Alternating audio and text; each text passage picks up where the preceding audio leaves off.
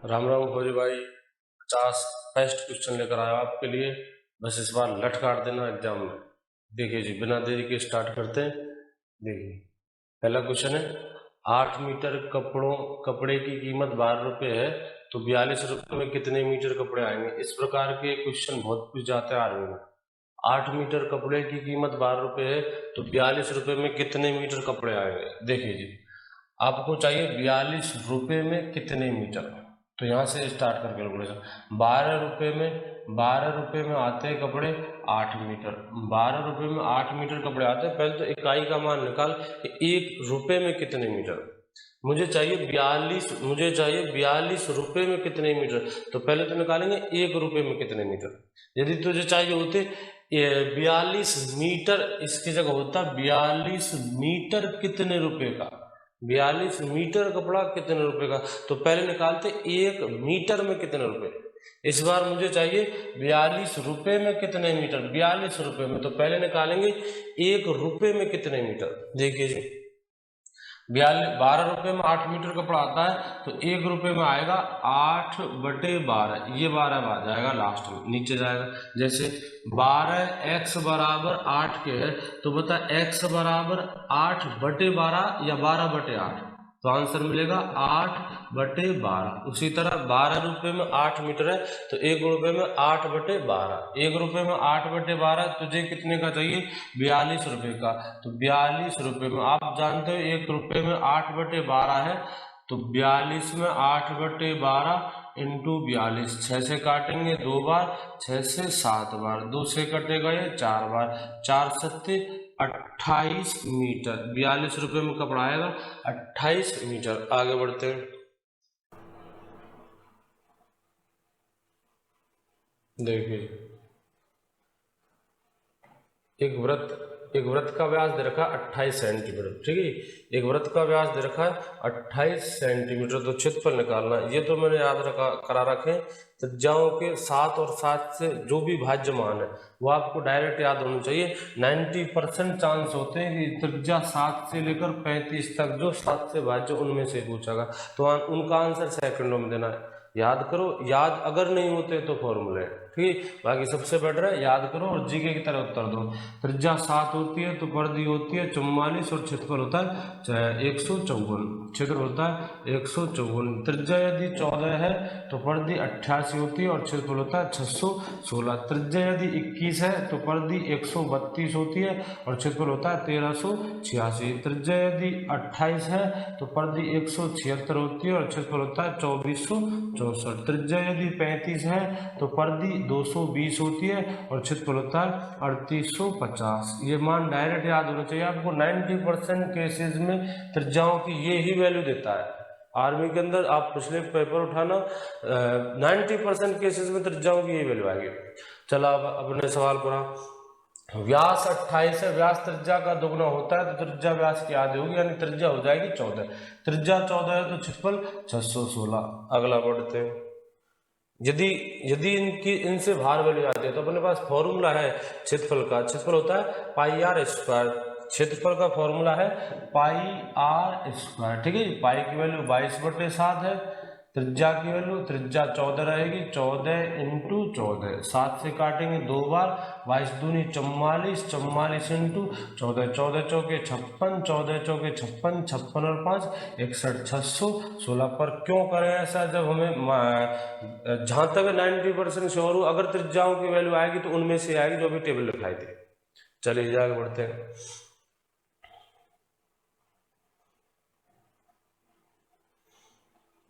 अगला क्वेश्चन,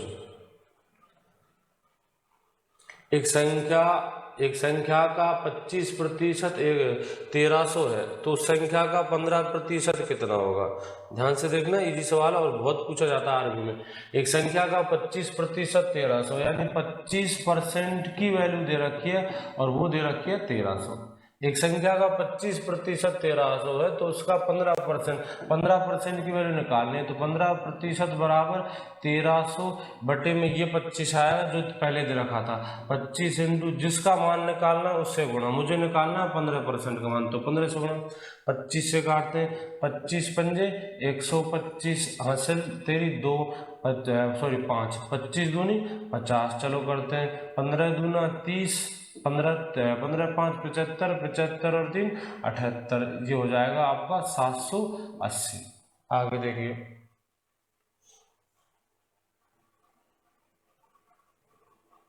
अगला क्वेश्चन है 40 25 से कितने प्रतिशत अधिक है। 40 25 से कितने परसेंट अधिक है। आपको पूरे 40 की परसेंट नहीं बनानी, आपको बनानी अधिक कितने परसेंट है, अधिक की प्रतिशत, ठीक है। लाभ प्रतिशत तो लाभ ऊपर, हानि प्रतिशत तो हानि ऊपर, अधिक प्रतिशत तो अधिक ऊपर, नीचे आता है आधार वैल्यू। आधार मतलब जिस पर आप कैलकुलेशन कर रहे हो, जिस पर आप गणना कर रहे हो, और गणना मैं 25 पर कर रहा हूँ, 40 की कर रहा हूँ। 40 25 से कितने परसेंट अधिक, परसेंट में अधिक, संख्या में अधिक 15, मुझे इसकी वैल्यू बतानी है परसेंटेज में, और गणना होगी 25 पर। 25 से 40 कितने प्रतिशत अधिक है, अधिक की परसेंट बनानी है। यदि लाभ प्रतिशत तो लाभ ऊपर, हानि प्रतिशत तो हानि ऊपर, मतलब जिसकी परसेंट निकाल रहे हो ऊपर आता है, नीचे आता है बेस वैल्यू। बेस वैल्यू जिस पर आप कैलकुलेशन कर रहे हो, और मैं 40 के अधिक की गणना कर रहा हूँ 25 पर, तो नीचे आएगा 25। कितने प्रतिशत अधिक है, तो ऊपर आएगा अधिक 15, किससे 25 से, 15 अधिक है 40, किससे 25 से, इंटू 100, या फिर एक रट्टा चलता है जिसके पीछे का हो, लेकिन रट्टा है मेरे भाई, जिसके पीछे से हो, जिसके पीछे में हो, ये इनकी वैल्यू आती है नीचे। बता से किसके पीछे है, से है 25 के पीछे, तो 25 आएगा नीचे। अधिक कितना है 15, अधिक की परसेंट बनाने इसलिए 15 ऊपर, इंटू 100, 25 से 4 बार 15 चौके 60, तो 60% अधिक है। अगला, कोई धनराशि 20% वार्षिक साधारण ब्याज की दर से कितने वर्षों में 5 गुनी हो जाएगी। समय निकालना है। राशि कितनी हो जाती है 5 गुनी, दर दे रखी है आपके लिए 20%, 20% वार्षिक दर से 5 गुनी हो जाएगी। इनका एक डायरेक्ट फॉर्मूला बताया था, यदि आप ब्याज की परसेंट निकाल पाते हो तो ब्याज प्रतिशत में दर का भाग देंगे समय आएगा, ब्याज प्रतिशत में दर का भाग देंगे समय आएगा, और ब्याज परसेंट में समय का भाग देंगे दर आएगी। मुझे क्या चाहिए इस बार, मुझे चाहिए कितने वर्षों, मतलब समय चाहिए, तो ब्याज परसेंट में दर का भाग दे दे, डायरेक्ट आंसर ले ले। सेकंडों का क्वेश्चन है, ब्याज परसेंट कैसे निकले ये देख, मूलधन जिस पर गणना की जाती है वो परसेंटेज में 100 वैल्यू होती है, परसेंटेज उसकी वैल्यू होती है 100। आप राशि को करते हो 5 गुना, राशि 5 गुना जाएगी, यानी मिश्रण हो जाएगा 500%। मूलधन 100%, राशि 500%, तो ब्याज 400%। आप 100 दे रहे हो, 500 आपको मिल रहे हो, तो 400 का ब्याज है। यही गणना परसेंटेज में करेंगे। 100% मूलधन होता है, आप राशि को कर दे तो 5 गुना, यानी मिश्रण 500%, मिश्रण 500%, तो ब्याज 400%। यदि ब्याज परसेंट में दर का भाग देंगे तो समय आएगा, यदि ब्याज परसेंट में समय का भाग देंगे दर आएगी। ब्याज परसेंट दोबारा देख, राशि हो जाती है 5 गुनी, मूलधन होता है 100%, मूलधन 100%, मिश्रधन 500%। ये कहां से देखा, ये सवाल है। 5 गुनी हो जाती है तो मिश्रण हो जाएगा 500%। फिर ब्याज की परसेंट आएगी 400%। यदि ब्याज प्रतिशत में दर का भाग दे दिया जाए तो समय, और समय का भाग दिया जाए दर, और ये कैलकुलेशन करनी है मन में। ये सारी देखिए कैसे 5 गुनी हो जाएगी, मिश्रण 500%, मिश्रण 500%, तो ब्याज 400%। यदि ब्याज परसेंट में दर का भाग दे दिया है तो समय निकल के आता है। समय में चाहिए ब्याज परसेंट 400, उसमें दर का भाग दे देंगे, यानी 20 का भाग देंगे, तो समय निकल के आएगा, और समय आएगा आपके पास 20 वर्ष। बाकी फॉर्मूला यूज करते हैं, देखिए जी, राशि हो जाती है 5 गुनी, यानी मूलधन 1। अब फॉर्मूले मूलधन मानूंगा 1, मानने को आप 1 मान सकते हो, x मान सकते हो, 100 मान सकते हो, 1000 मान सकते हो, 500 मान सकते हो, लेकिन उसके अकॉर्डिंग, जैसे मूलधन मैंने 1 लिया है तो मिश्रण हो जाएगा 5, मूलधन यदि मैं 10 ले रहा हूं तो मिश्रण हो जाएगा 50। कैलकुलेशन पर कोई असर नहीं पड़ेगा, आंसर पर कोई प्रभाव नहीं पड़ेगा, ठीक है। मूलधन में 1 ले रहा हूं तो मिश्रण हो जाएगा 5, मिश्रण 5 है तो फिर ब्याज हो जाएगा 4, ठीक है। ब्याज प्रतिशत वो अलग से ब्याज। अब मैं फॉर्मूले से निकाल रहा हूं, मुझे चाहिए समय, तो समय बराबर साधारण ब्याज इंटू 100 बटे मूलधन 1 इंटू दर है 20%। 20 से ये 5 बार 5 चौके 20, ठीक है जी। बेटर क्या था 20 वर्ष, बेटर था वो, यदि ब्याज परसेंट और कैलकुलेशन मन में करनी है, 5 गुनी हो जाती है राशि, मतलब मिश्र धन 500%, ब्याज 400%। यदि ब्याज परसेंट में दर का भाग दे दिया तो समय निकल के आता है। चलिए आगे बढ़ते हैं। ये सारे क्वेश्चन वो है जो मेरे भाई आर्मी के अंदर बार बार पूछ जाते हैं।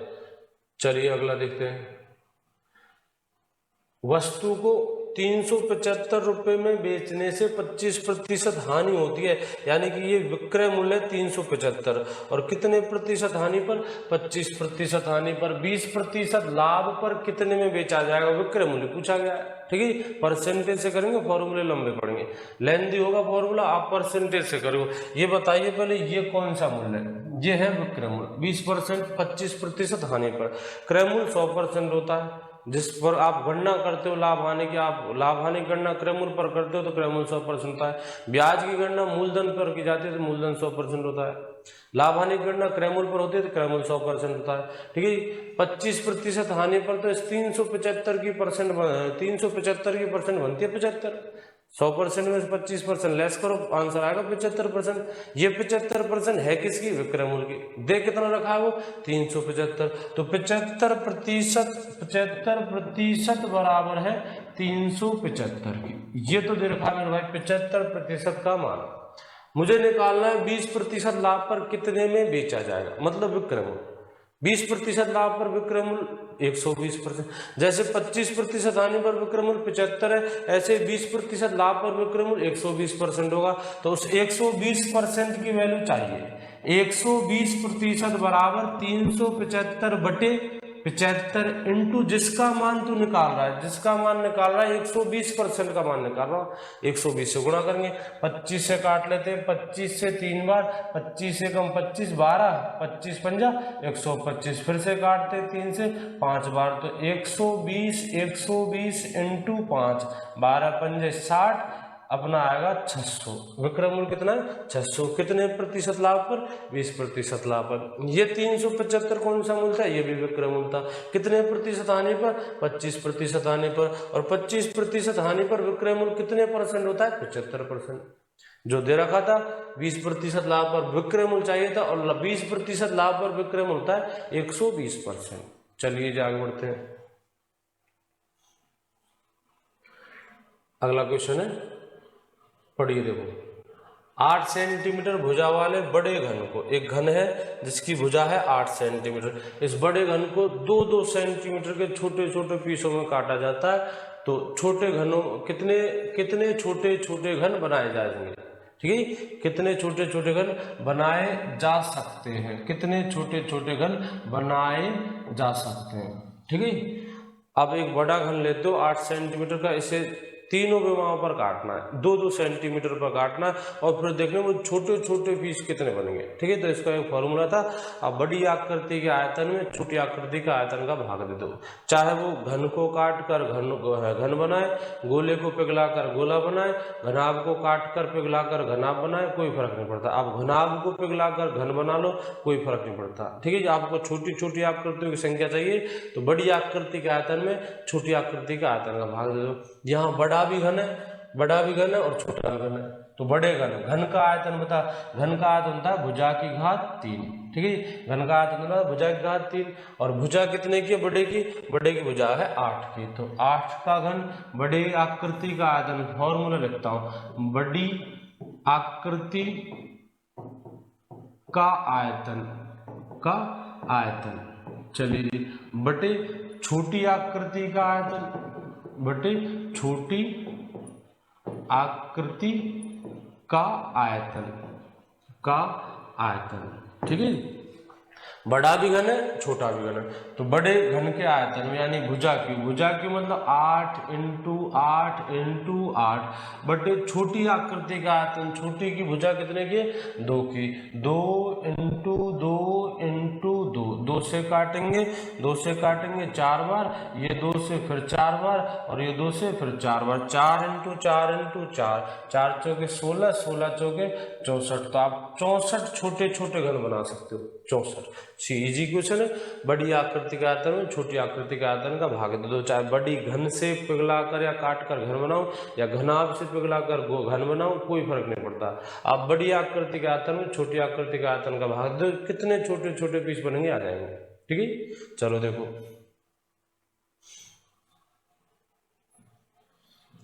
एक चतुर्भुज के तीनों कोण कम से 85 डिग्री, 130 डिग्री और 115 डिग्री हैं। चलो जी, तो चतुर्भुज का चौथा कोण, पहले तो बताइए चतुर्भुज के चारों अंत्य कोणों का योग कितना होता है। तो चतुर्भुज के चारों अंत्य कोणों का होता है 360 डिग्री। मनी मन में आप क्वेश्चन में आंसर दिया करो, तो मैं क्वेश्चन करता हूँ तो ठीक है। चतुर्भुज के चारों अंत्य कोणों का योग होता है 360 डिग्री और त्रिभुज के तीनों अंत्य कोणों का योग 180 डिग्री। चतुर्भुज में चार, अच्छा किस चतुर्भुज के चारों कोणों का योग 180 डिग्री?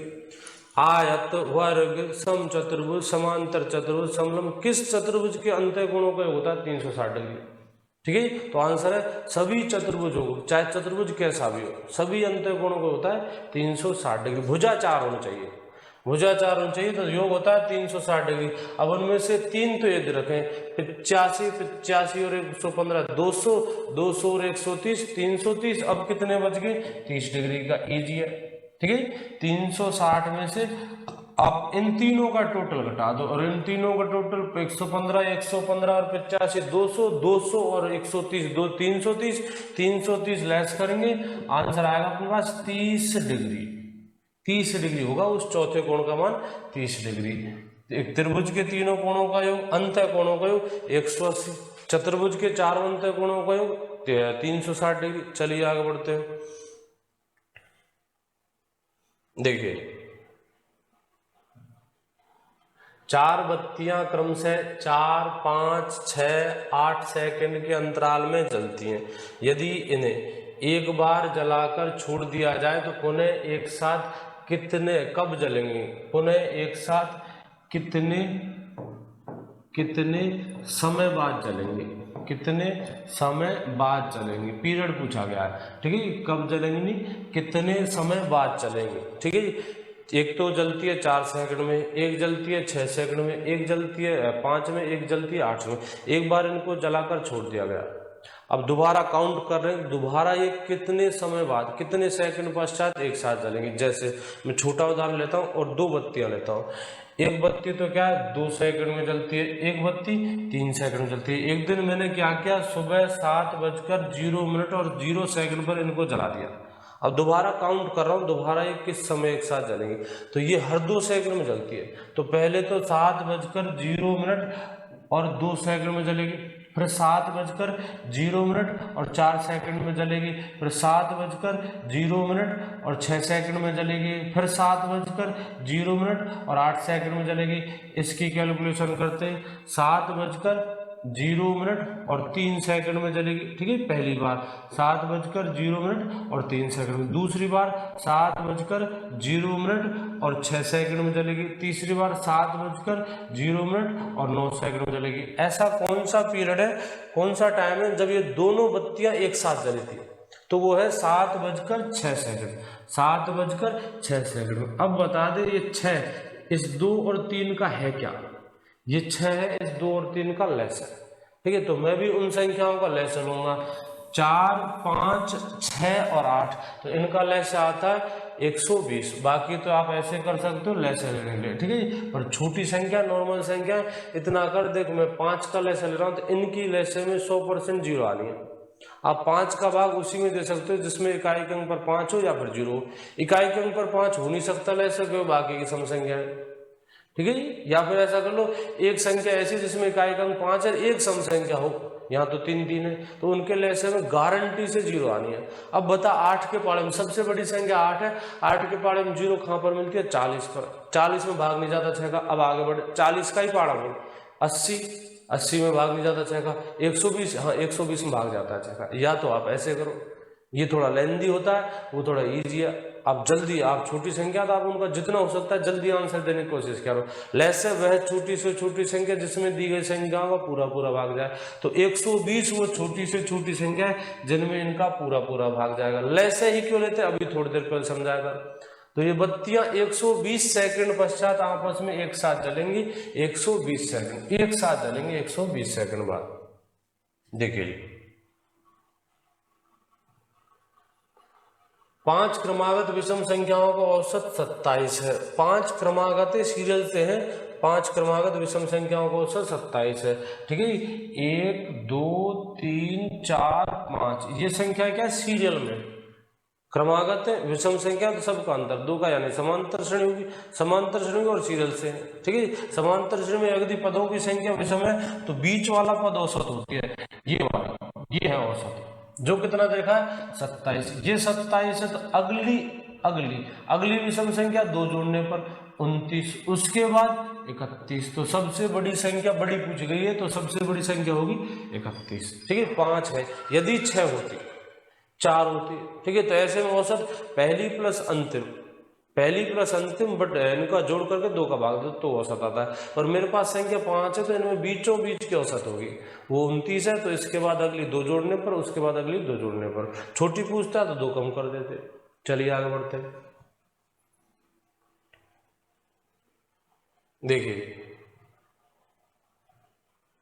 12 15 समानुपात 32 अनुपात x, तो x का मान ज्ञात कीजिए। पहले तो इसका मतलब समझिए समानुपात होता क्या है। अनुपात के टॉपिक में समझ रखा है, जिसने वीडियो नहीं देखी वो अब समझ लो। देखिए मतलब है जो अनुपात 12 और 15 का है, जो अनुपात 12 और 15 का है वही अनुपात 32 और x का होना चाहिए। जो अनुपात 12 और 15 का है वही अनुपात 32 और x का होना चाहिए। 12 और 15 का अनुपात 4:5 है, 3 से 4 बार, 3 से 5 बार, तो इनका सीरियल यही होगा, इसका 4 और इसका 5। बताइए 4 बार किस संख्या से कटती है? 8 से। 8 से 800 का 32, तो 8 पंजा 40, 40 उत्तर है मेरे फौजी। देख कैसे दोबारा, 12 और 15 का रेशो होता है 4:5 अनुपात, 3 से 4 बार, 3 से 5 बार। जब इनका अनुपात 4:5 है तो मेरे भाई इनका अनुपात भी 4:5 ही होगा। क्यों? ये समानुपात है, समान अनुपात में इनका 4:5 तो इनका 4:5। ये देख लीजिए 4 बार किस संख्या से कटती है? 8 से। तो 8 से 4 बार, 8 चौका 32, तो 8 से 5 बार, 8 पंजा 40। बाकी एक फॉर्मूला होता है, फॉर्मूला होता है बाहर बाहर वाली संख्याओं का गुणा भीतर भीतर वाली संख्याओं का गुणा। देखिए जी 12:15 समानुपात 32:x। 12 का x से और 15 का 32 से, तो 12 × x बराबर 15 × 32। चलिए काटते हैं, 3 से काट लेते हैं, 3 से 4 बार और 3 से 5 बार। ये 4 से कटती है, 4 से 8 बार, 8 पंजे 40, तो x बराबर आएगा आपके पास 8 पंजे 40, 40 उत्तर आएगा। अगली पर बढ़ते हैं।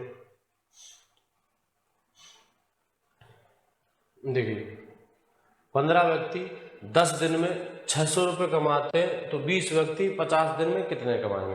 15 व्यक्ति, ये समय काम मजदूरी का दूसरा टाइप है। ठीक है, पहला टाइप ज्यादातर पूछा जाता है, पहला टाइप इस पेपर में नहीं दिया है। दूसरा टाइप कभी कभी पूछा जाता है, तो वो दूसरा टाइप है। 15 व्यक्ति 10 दिन में 600 रुपये कमाते हैं, हमें निकालना है 20 व्यक्ति 50 दिन में कितने रुपए कमाएंगे। देखिए सबसे पहले लिखा जाता है आदमी। आदमी से मतलब होता है कर्ता, जो उस कार्य को कर रहा है। अब चाहे वो आदमी हो, औरत हो, मकड़ी हो, बल्ब कार्य करता है जलने का, मकड़ी कार्य करती है कुछ भी खाने का, कीड़े मकोड़े। ठीक है, बाकी जो करता है, कार्य करने वाला, वो लिखा जाता है पहले। उसके बाद लिखा जाता है कार्य, और कार्य ना दे तो रुपया।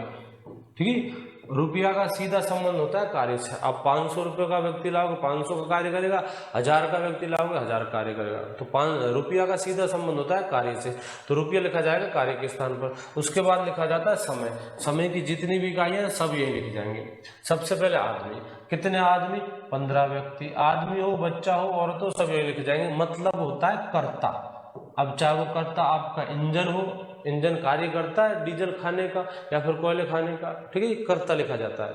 चलिए 15 आदमी 10 दिन में समय है, कितने रुपए? 600 रुपये। रुपये लिखे जाएंगे कार्य की जगह।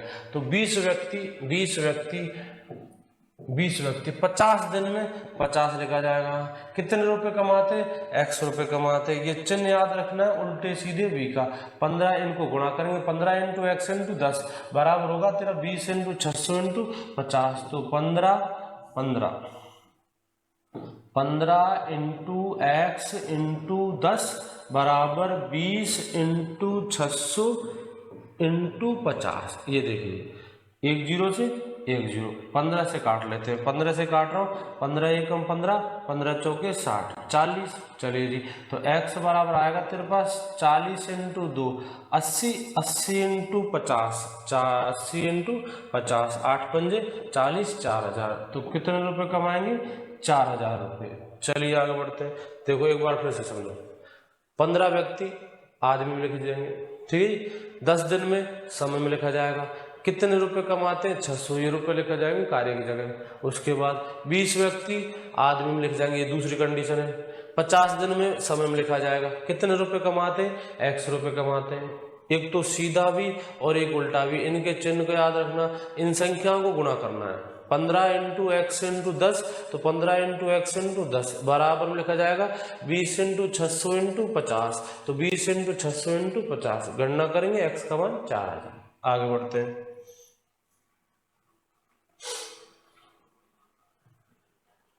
एक मोटरसाइकिल 150 मीटर की दूरी 36 सेकंड में तय करती है, तो मोटरसाइकिल की चाल किलोमीटर पर आवर में, ठीक है जी। मोटरसाइकिल की चाल किलोमीटर पर आवर में, मीटर में दूरी है और समय दे रखा है सेकंड में। चलो जी, तो चाल बराबर होता है दूरी बटे समय, चाल बराबर दूरी बटे समय। दूरी आपकी 150, समय है तेरा 36 सेकंड का, लेकिन ये आएगी मीटर पर सेकंड में, और मुझे किस में चाहिए?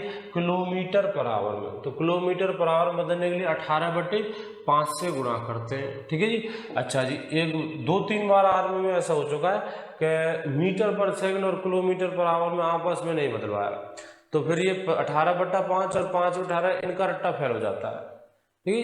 अब वो किलोमीटर पर आवर को किलोमीटर पर मिनट में बदलवा सकता है, किलोमीटर पर आवर को मीटर पर मिनट में बदलवा सकता है। कुल मिलाकर 15 तरीके से बदली जाती है, जिनमें से आप मात्र 2 का रट्टा लगाते हो, 5/18, 18/5। सारी इकाइयाँ 5/18, 18/5 से नहीं बदली जाती है, ठीक है। मैंने स्पीड की चाल और समय की वीडियो में सब कुछ समझा रखा है, देखिए। बाकी यहाँ तो इजी है, मीटर पर सेकंड को बदलना है किलोमीटर पर आवर में, किलोमीटर पर आवर में। तो किससे गुणा करेंगे? 18/5 से। 150/36 इंटू 18/5। अच्छा, एक गलती और करता है स्टूडेंट, रट तो लेता है 5/18, 18/5, लेकिन एग्जाम में भूल जाता है 18/5 या 5/18, इनमें से कौन सा। तो मेरे भाई छोटी सी हिंट है, छोटी सी। वो छोटी सी हिंट क्या है? यदि आप बड़ी में बदल रहे हो किलोमीटर पर आवर, तो बड़ी संख्या ऊपर आएगी। आप किलोमीटर पर आवर को मीटर पर सेकंड छोटी में बदलना चाहते हो, तो छोटी संख्या। यदि 5/18 से गुणा करेंगे तो मीटर पर सेकंड में बदलेगी, छोटी में तो छोटी ऊपर, बड़ी में तो बड़ी ऊपर। किलोमीटर पर आवर बड़ी है तो बड़ी संख्या ऊपर, बड़ी में बदल रहा हूँ बड़ी ऊपर, छोटी में बदल रहे हैं छोटी ऊपर। चलिए कैलकुलेशन करते हैं। 18 दूनी 36, 2 बार, 5 से कितनी बार? 30 बार, और 2 से 15 बार। तो आंसर आएगा 15 मीटर पर second, 15 kilometre per hour, 15 kilometre per hour, ये बात। चलिए आगे बढ़ते हैं। अगला है 0.25 की घात 3, मतलब 0.25 का घन। पहले तो आप 25 का घन बता दीजिए। 25 का घन होता है 15,625। अच्छा जी, 0.25 का घात 3 मतलब 0.25 इंटू 0.25 इंटू 0.25, 3 बार गुणा होगा।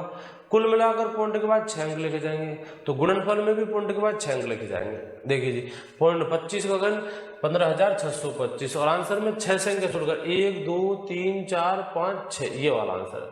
बाकी घन याद होना चाहिए आपको 25 का। देखिए जी, 0.25 into 0.25 into 0.25, 25 into 25 into 25, 15,625। Minimum 25 तक घन तो याद होना चाहिए, नहीं तो फिर गुणा करेगा, गुणा करने में टाइम बर्बाद होगा, ठीक है जी।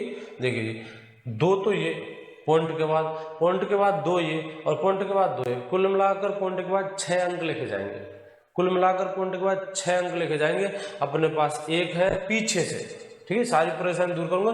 पीछे से लिखते हैं, पीछे से 1 2 3 4 5 1 0 और ये पॉइंट, ठीक। तो आंसर अपना आएगा ये वाला पॉइंट के बाद 6 अंक।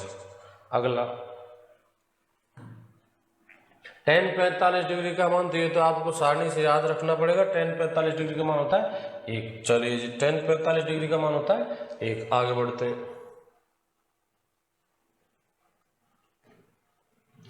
निम्न में से विषम पहचानिए। इन तीनों चारों पदों में से, चारों संख्या और चारों ऑप्शन में से वो ढूंढना है जो अलग है। देखिए, तो ये है 2 तिया 6 और 2 चौके 8, यानी पहली संख्या का 3 गुना, फिर पहली संख्या का 4 गुना। पहली संख्या का 3 गुना, 3 तिया 9 और 3 चौके 12। दूसरी संख्या 4 गुना। पहली संख्या का 3 गुना है, 5 तिया 15 और ये नहीं है 4 गुना। ये कितना गुना है? 5 गुना। तो गोला कर देते हैं। अगली बार देखो, 6 तिया 18, ये 3 गुना है और 6 चौका 24, ये 4 गुना है। यानी दूसरी संख्या पहली का 3 गुना है और तीसरी पहली का 4 गुना है।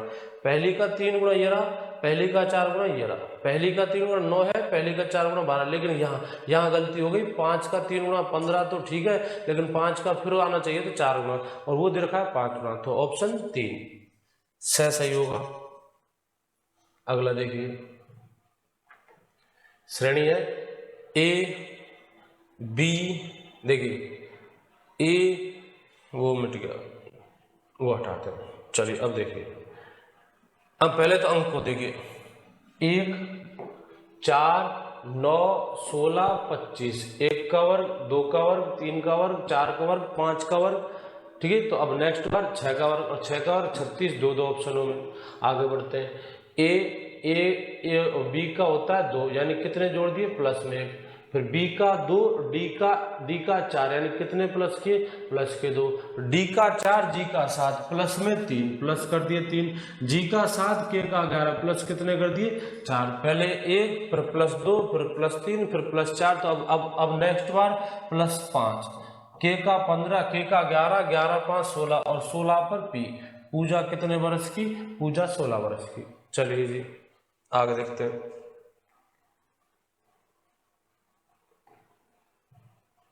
देखिए CELLKORA इस शब्द से में प्रयुक्त अक्षरों से कौन सा शब्द बनाया जा सकता है? देखिए जी, रेट आर। क्या आर तेरे पास है जी? आर है। ए है। टी नहीं है तो रेट नहीं बन सकता, ठीक है। उन अक्षरों को प्रयुक्त करना है। एक अक्षर एक बार यूज किया जाएगा, 2 बार यूज नहीं किया जाएगा, ये नहीं है, बाकी कुछ नहीं है। सी है, ओ है, एल है, ओ दोबारा वो नहीं है। 2 बार वो चाहिए था, 2 बार उसके पास नहीं। एक अक्षर एक बार ही यूज किया जाएगा, दोबारा नहीं। तो आप इसे भी नहीं बना सकते। आगे देखिए, केक, CAKE, हाँ ये बन सकता है, CAKE। तो अपना आंसर हो जाएगा स। अगला देखिए, एक पंक्ति में रानू का स्थान दोनों छोरों से 17वां है, तो पंक्ति में कुल कितने व्यक्ति होंगे? लगभग 2018 के बाद ये क्वेश्चन, इस प्रश्नावली से क्वेश्चन पूछे गए हैं और बहुत बार पूछे गए हैं, ठीक है जी। और ज्यादा नहीं मात्र 3 टाइप के क्वेश्चन इस प्रश्नावली से पूछे गए हैं, और तीनों टाइपों में एक ही फॉर्मूला यूज होता है। पंक्ति में कुल स्थान बराबर आगे से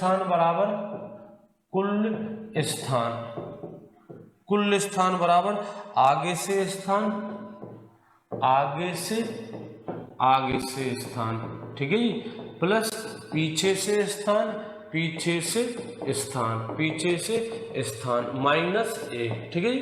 और स्टूडेंट इसे भूलता है, ठीक है। तो आप बनाना सीखा, फॉर्मूला बनता कैसे? देखिए, आगे से स्थान प्लस पीछे से स्थान माइनस 1। मैं फॉर्मूला भूल गया एग्जाम में, तो अपने मन से कम वैल्यू 4 आदमी लेता हूं। बताओ इस व्यक्ति का आगे से कौन सा स्थान है? तीसरा। आगे से 3rd स्थान पर है और पीछे से 2nd पर, पीछे से दूसरा। पंक्ति में टोटल कितने थे? 4, और मैं इनको जोड़ दूं 3 और पीछे से 2, 5 हो गए। एक बढ़ गया। बड़ा क्यों? आप एक ही स्थान को आगे से पीछे से दोनों तरफ से जोड़ते हो तो एक की वैल्यू तो बढ़नी है। सही करने के लिए वो बढ़ा रहा है, अब पीछे से आगे से दोनों तरफ से जोड़ते तो एक तो बढ़ेगा। सही करने के लिए एक कम कर दो।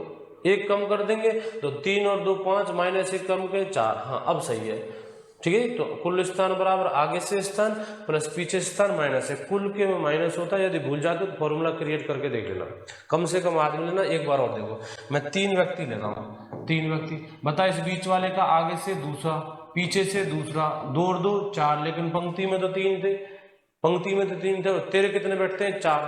तो सही कुल स्थान सही वैल्यू निकालने के लिए 1 माइनस करना पड़ेगा। तो बन गया फॉर्मूला, कुल स्थान बराबर आगे से प्लस पीछे से -1। ये -1 और +1 की गड़बड़ होती है, तो -1।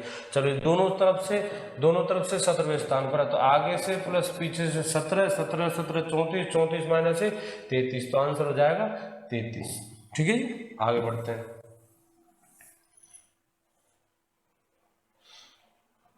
देखिए, एक तस्वीर की ओर इशारा करते हुए महेश ने कहा, इस व्यक्ति के पिता मेरे ससुर हैं।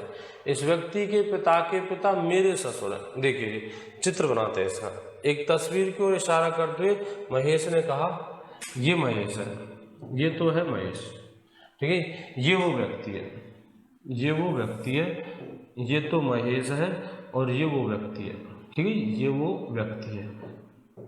आप गणित बनाओगे आंसर सही आएगा, आप रीजनिंग बनाओगे गलतियां करोगे। गणित मतलब एक फिक्स रास्ते से चल आंसर आएगा, जैसे ब्लड रिलेशन हो गई, डायरेक्शन हो गई, घड़ी, कैलेंडर, ये क्या है, गणित की प्रश्नावली। गणित की मतलब आंसर आता है इनका, यदि आप एक रास्ते से चलते हो तो आंसर आएगा। प्योर रीजनिंग जैसे श्रेणी, साम दाम दंड भेद वर्ग घन जोड़ बागी कुछ भी कर आंसर ला, वो होती है प्योर रीजनिंग, वो होती है तर्क शक्ति। जैसे समरूपता, साम दाम दंड भेद कुछ भी करो आंसर लाओ, ठीक है। ये आप एक रास्ते से चलोगे, एक रास्ते से चलना है और आंसर आएगा। डायरेक्शन है, एक फिक्स रास्ता, उससे चलना है आंसर आएगा। घड़ी, कैलेंडर, फॉर्मूले, ठीक है। रीजनिंग दिखाई जाती है श्रेणी में, समरूपता में, कोडिंग डिकोडिंग में, साम दाम दंड भेद कुछ भी कर आंसर ला। यदि आप इन टॉपिकों का आंसर गलत देते हो, और ये ही आर्मी के स्टूडेंट को कठिन लगती है जहाँ गणित आ गई, ठीक है। ये इजी प्रश्नावली है, आप याद करो, आप सूत्र याद करो, आप प्रैक्टिस करोगे, इनके आंसर गारंटी से आते हैं। श्रेणी तो ऐसे भी हो सकता है, श्रेणी को आप 2 दिन तक लेकर बैठो और आपसे आंसर नहीं आए। आप कोडिंग डिकोडिंग को 2 दिन तक लेकर बैठो और आपसे आंसर नहीं आएगा। ये वो टॉपिक है जिनका आंसर आते ही है, ठीक है जी। इनके ये बस प्रैक्टिस मांगते हैं, कितनी प्रैक्टिस आपकी, कितनी मेहनत की है, कितने फॉर्मूले याद किए आपने, तो इनकी प्रैक्टिस किया करो। महेश कह रहा है, इस व्यक्ति के पिता ऊपर आएंगे, ये पिता है, ठीक है। इस व्यक्ति के पिता, चलिए इस व्यक्ति के पिता, और महेश पर जाकर कंडीशन खत्म हो गई। इस व्यक्ति के पिता मेरे पिता के ससुर हैं, मतलब इस व्यक्ति के पिता मेरे ससुर हैं, इस महेश के ससुर हैं। ये महेश का ससुर है कौन, उस व्यक्ति के पिता इस महेश के ससुर है। तो पूछा गया है महेश का व्यक्ति से, किसका, महेश का। यहाँ बहुत बड़ी गलती होती है, महेश का किससे, व्यक्ति से। तो आपको रिलेशन महेश के लिए देना है, महेश का आंसर देना उस व्यक्ति से रिलेशन देना है महेश का, ना कि उस व्यक्ति का। लगभग आधी दुनिया यहाँ सारा चित्र वित्र सब कुछ बनाकर, मतलब आधी लास्ट में एंड में गलती कर देती है। और ये देखना, आप भी देखना, ये बहुत बड़ी गलती होती है, महेश का दे या उस व्यक्ति का दे। तो आपको रिलेशन बताना महेश का उस व्यक्ति से, महेश क्या लगता है उस व्यक्ति का, तो महेश के लिए कह रहा है, महेश का रिलेशन बता उस व्यक्ति से। देखिए उस व्यक्ति से, तो बस उस व्यक्ति से स्टार्ट हो जा, सबसे बढ़िया, जिसके पीछे से लग रहा है उस व्यक्ति से स्टार्ट हो जा। तो आंसर दे, पिता, आपके पिता, और उसके पिता आपके दादा, आपके दादा, ये ससुर है तो ये दामाद हुआ, ये ससुर है तो ये दामाद हुआ। आपके पिता के पिता यानी दादाजी, और दादाजी का दामाद, दादाजी का मेहमान, तो हो जाएगा फूफा, चलिए जी आगे बढ़ते हैं। ये देखिए साइंस, वाहनों में स्नेक तेल किस लिए डाला जाता है? तो तेल लगाया जाता है मेरे भाई घर्षण कम करने के लिए। यदि हम इंजन में ऑयल नहीं डालेंगे तो पार्ट्स घिस कर गर्म होंगे तो ब्लास्ट होने का डर रहेगा। ठीक है, तो जो भी स्नेक मतलब तेल ग्रीस वगैरह जो लगाए जाते हैं वो घर्षण कम करने के लिए लगाए जाते हैं। तो वाहनों में स्नेक का उपयोग किस लिए जाता है? घर्षण कम करने के लिए। तो घर्षण कम करने के लिए स्नेक का प्रयोग किया जाता है। आगे देखिए, किसके लिए? घर्षण कम करने के लिए। जल एक है, तो जल मेरे भाई यौगिक है। जल क्या है? यौगिक है। एलपीजी का पूरा नाम, ये बहुत बार पूछा गया आर्मी के अंदर, लिक्विड पेट्रोलियम गैस। ये सारे क्वेश्चन आर्मी के अंदर बार बार पूछ जाते हैं, सारे के सारे इंपॉर्टेंट है। बस रट्टा लगा दीजिए, जीके और साइंस में लठ गाड़ देना इस बार एग्जाम में। ध्यान दो, जब बर्फ पिघलती है तो आयतन घटता है, बढ़ता है, द्रव्यमान बढ़ता है, द्रव्यमान घटता है। तो आयतन घटता है मेरे भाई। जैसे आप एक पात्र में बर्फ जमाइए, ठीक है, एक बर्तन में आपने बर्फ जमाई हुई है, ये यहाँ पानी का लेवल है, ये तो बर्फ जमने के बाद ये क्या थोड़ा कर्व टाइप में हो जाता है, ये ऐसे, ये कर्व टाइप में हुआ कैसे? आपने पानी तो एकदम फ्लैट डाला था। तो जैसे बर्फ जमती है उस पानी का आयतन बढ़ता है और ये ऊपर की तरफ आता है। ठीक है, आप पानी को पिघलाओ, बर्फ को पिघलाओ तो पानी उसी फॉर्म में आ जाएगा। तो फिर ये शेप कहाँ से आई? देखना आप कभी बर्तन को, बर्फ जमे हुए बर्तन को देखना, ऊपर ऐसे इस शेप में कर्व टाइप में शेप बन जाती है। वो शेप बनती है, पानी जब बर्फ बनता है तो पानी का आयतन बढ़ता है और फिर पिघलने पर जैसे बर्फ पिघलेगी तो आयतन एकदम से हो जाएगा, कम उसी फॉर्म में आ जाएगा। तो आयतन, बर्फ जमने पर आयतन बढ़ता है और बर्फ पिघलने पर आयतन घटता है। धनावेशित कण, ये इजी है, बहुत बार पूछा गया आर्मी में। धनावेशित कण प्रोटॉन होगा, ऋणावेशित कण इलेक्ट्रॉन। ठीक है, और न्यूट्रॉन पर कोई आवेश नहीं होता। वे पदार्थ जो लाल लिटमस को नीला कर देते हैं, तो मेरे भाई वो होते हैं क्षार, और जो नीले को लाल करते हैं वो होते हैं अम्ल। आप कभी भी कोई नीली स्याही, हल्की स्याही लेना, नीली स्याही, और उस पर नींबू डाल कर देखना, वो लाल दिखेगा। तो नींबू तो है स्वाद में खट्टा मतलब अम्ल है। ठीक है, आप नीली चाय पर नींबू डालकर देखना या नमक के साथ नींबू डालना, वो नीली चाय को लाल दिखा देगा। कारण क्या? वो नींबू अपना अम्ल है और अम्ल नीले लिटमस को लाल कर देता है। लिटमस पेपर आपके पास होगा नहीं, बाकी तो आप ये प्रैक्टिकल कर सकते हो। ठीक है, तो याद रखना, अम्ल तो नीले को लाल करते हैं और क्षार लाल को नीला। निम्न में से किसका प्रयोग जल के शुद्धिकरण में किया जाता है? क्लोरीन का। बिजली के बल्बों में क्या भरा जाता है? तो बिजली के बल्बों में आर्गन भरा जाता है। एक्रिया गैस भरी जाती है, एक्रिया गैस चाहे कोई सी भी हो। एक्रिया गैस इसलिए भरी जाती है कि ताकि गर्म होने पर वो क्रिया नहीं करे, फूले नहीं। ठीक है, प्रसारित नहीं हो, प्रसारित होगी तो बल्ब फूट जाएगा, इसलिए एक्रिया गैस भरी जाती है। एक्रिया गैस कौन सी है? आर्गन। अग्निशमन गैसों में किसका प्रयोग किया जाता है? कार्बन डाइऑक्साइड का। ठीक है, अग्निशमन किसको? कार्बन डाइऑक्साइड का। हाइड्रोजन और ऑक्सीजन का प्रयोग कर देगा तो मेरे भाई ये तो जला कर रख देंगे, जलने में सहायक होती है ऑक्सीजन। ठीक है, कार्बन डाइऑक्साइड, आप जैसे कोई आग लगा रखी है आपने, आप उसको चारों तरफ से ढक दो, बुझ जाएगी। कारण क्या था? उस आग के लिए कार्बन ऑक्सीजन नहीं मिली। कार्बन डाइऑक्साइड तो बुझाती है और ऑक्सीजन जलाती है।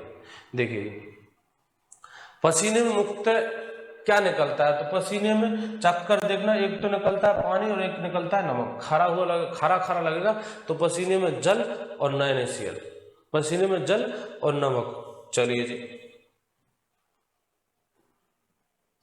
अस्थि भंगुरता के लिए किसकी कमी होती है? किसकी कमी से होता है अस्थि भंगुरता रोग? निम्न में से किसकी कमी से होता है? तो हड्डियों में कैल्शियम की कमी किससे अस्थि भंगुरता होता है? कैल्शियम की कमी से। घरेलू परिपथ में फ्यूज पिघल जाता है, फ्यूज पिघल जाता है। क्यों? जब धारा, लाइट बढ़ती है या घटती है। लाइट एकदम बढ़ेगी तो फ्यूज पिघल जाएगा, अपना फ्यूज जल जाएगा। कब जलता है वो फ्यूज? जब धारा बढ़ती है, लाइट बढ़ती है, तब जलता है। समवर्ती विषय में कार्यकारिणी शक्ति किसके पास होती है? तो वो होती है केंद्र के पास। वह चुनिए जो मिश्रण नहीं है, तो वायु एक मिश्रण है, आसुत जल नहीं है। ठीक, गैसोलीन है, LPG है, क्या नहीं है? आसुत मतलब शुद्ध जल। शुद्ध जल एक यौगिक है। अशुद्ध जल में तो अशुद्धियां होती है, मिट्टी विट्टी कुछ भी डाल दिया शुद्ध, वो तो मिश्रण है। बाकी शुद्ध जल वो मिश्रण नहीं है।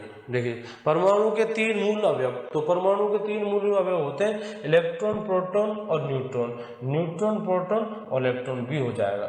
ठीक है, ये जीके का क्वेश्चन आ गया, कोई दिक्कत नहीं। चलिए आगे बढ़ते हैं। अब आए जीके के पूरे। सत्यार्थ प्रकाश ग्रंथ के लेकर, तो स्वामी दयानंद सरस्वती, स्वामी दयानंद सरस्वती ने सत्यार्थ प्रकाश लिखी थी, स्वामी दयानंद सरस्वती।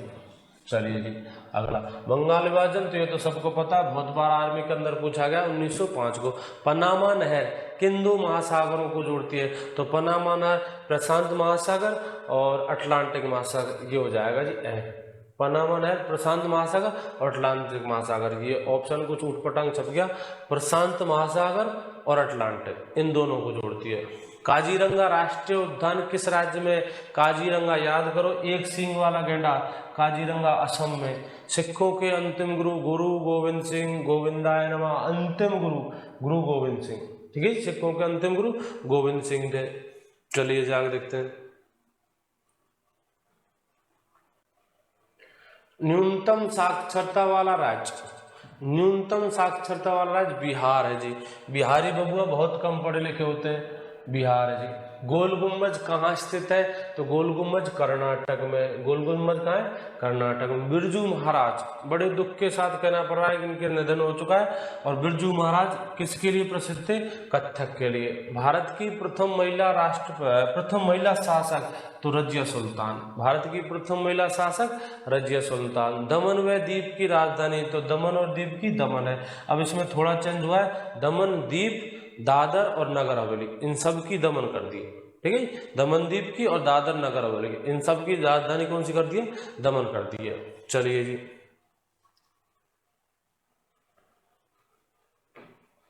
लोकसभा में शून्यकाल कितने घंटे का होता है? शून्यकाल 1 घंटे का। 0 घंटे का नहीं होता मेरे भाई, शून्यकाल होता है 1 घंटे का। चलिए जी, भारत के लौह पुरुष के नाम से सरदार वल्लभ भाई पटेल, भारत के लौह पुरुष के नाम से सरदार वल्लभ भाई पटेल, इनकी प्रतिमा लगाई गई है। कहाँ लगाई गई है? नर्मदा नदी के किनारे पर, नर्मदा जिले में। ठीक है, नर्मदा जिले में किसकी प्रतिमा है? Statue of unity, Sardar Vallabh भाई पटेल की। पूछा गया था इस बार ये क्वेश्चन, सरदार वल्लभ भाई पटेल की। लौह पुरुष के नाम से किसे जाना जाता है? सरदार वल्लभ भाई पटेल को। श्रीहरिकोटा किस राज्य में है? तो श्रीहरिकोटा आंध्र प्रदेश में है। इंदिरा गांधी अंतर्राष्ट्रीय हवाई अड्डा कहाँ है? तो इंदिरा गांधी हवाई अड्डा दिल्ली में। मेरे भाई एशिया का सबसे बड़ा है। ये क्वेश्चन अभी तक आर्मी में नहीं पूछा गया और पूछा जाएगा कभी कभी, तो पूछा जाएगा। ठीक है, जल्दी 1-2 साल में पूछा जाएगा। एशिया का सबसे बड़ा हवाई अड्डा, तो वो है भाई इंदिरा गांधी हवाई अड्डा। एशिया का सबसे बड़ा, एशिया का सबसे बड़ा कौन सा हवाई अड्डा? इंदिरा गांधी हवाई अड्डा। कंप्यूटर के जनक, तो चार्ल्स बेबेज, कंप्यूटर के जनक चार्ल्स बेबेज। ठीक है फौजी, एग्जाम आने वाली है, बेहतर तैयारी कर और इस बार एग्जाम में लठ गाड़ के दिखा। ठीक है जी, सिलेक्शन देना। तब तक के लिए अगली वीडियो लाऊंगा, तब तक के लिए जय हिंद, जय भारत।